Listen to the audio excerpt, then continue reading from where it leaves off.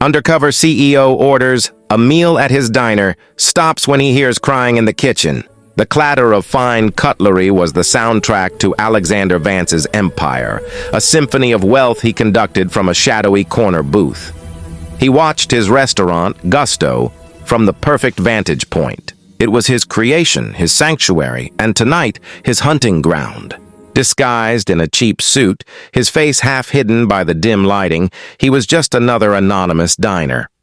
Alexander Vance, the 38-year-old CEO of the Vance Hospitality Group, was undercover. He did this quarterly, a ritual of self-flagellation and control. He needed to feel the raw, unvarnished truth of his establishments, to taste the mediocrity before his managers could sugarcoat it. His server, a young woman with tired eyes and a name tag that read Chloe, was efficient but brittle. He ordered the seared scallops and the duck confit, noting the slight tremor in her hand. The restaurant was a jewel box of dark wood and soft light, but Alexander's sharp eyes caught the flaws. Always flaws. He was halfway through his appetizer, mentally composing a scathing email when he heard it. A sound so out of place it was like a crack in the foundation of his perfect world. It was crying, muffled, desperate, a raw sob of pure exhaustion that sliced through the gentle hum of conversation. It was coming from the kitchen. Every other patron seemed oblivious. But to Alexander, the sound was a siren. It was a sound he knew. A sound that lived in the deep, dusty archives of his own memory. He placed his fork down. His food turned to ash in his mouth. "Is everything all right, sir?" Chloe asked, her professional mask back in place. "The scallops are fine," Alexander said, his voice tight. He gestured towards the swinging kitchen doors. Is everything okay back there?" A flicker of panic in Chloe's eyes. "Oh, it's just the steam." "The vents are very loud." He shook his head, dismissing her. The crying had subsided, but the echo remained. This wasn't workplace frustration. This was a profound personal sorrow. It felt familiar. His mind, a fortress devoted to profit margins, was breached. He was 22 again, standing over a hospital bed, holding his mother's cold hand. His own silent, heaving sobs had been the same. A pain that hollowed you out. He couldn't focus. He paid his bill and stood up. He wasn't leaving. He moved past the restrooms towards a corridor marked Staff Only. The sound of the kitchen was louder here, and then he heard it again. The crying. Closer now. It was coming from a small alcove with a half-open door. He peered inside, and the world stopped. Sitting on a rickety office chair, head in her hands, was a woman. Her chef's whites were smudged. Her shoulders shook. A small framed photograph was clutched in her hand. Alexander's breath caught in his throat. It was her, Ilara. 10 years vanished. He saw the art student with paint in her hair and stars in her eyes. Ilara, who loved him for the boy he was, not the billionaire he would become. Ilara, who he'd left on a rain-soaked pavement because his father had told him a wife from old money was a necessary business acquisition, and a bohemian artist was a liability. He had chosen the empire. He had let her go, and now she was here, crying in the kitchen of one of his restaurants, his sous chef. He must have made a sound because her head snapped up. Her eyes, the same devastating sea green, were red-rimmed. For a second, he thought she recognized him, but her gaze was blurred by pain. "I'm sorry," she choked out, wiping her face, shoving the photograph into a drawer. The onions. They're brutal today. Can I help you?" "This is a staff area," her voice. It was the same, a little rougher, but it was the melody that had haunted him for a decade.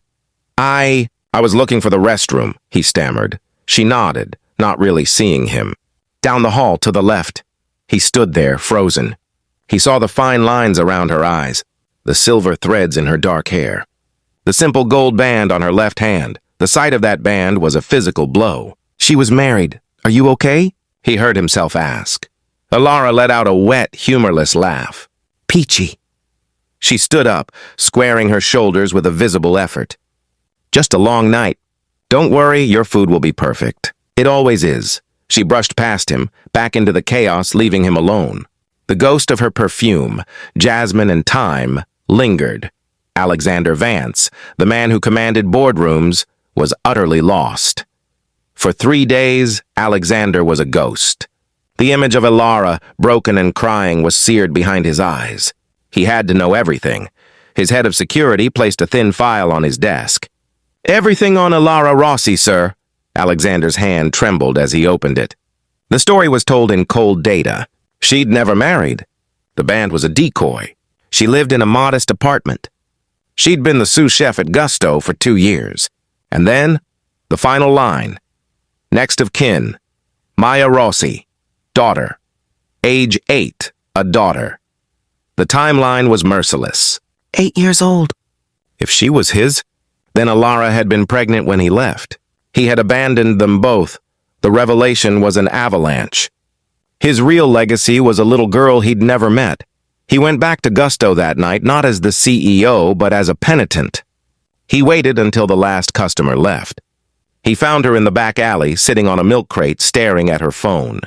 She looked up, and recognition dawned, a slow, dawning horror mixed with fury.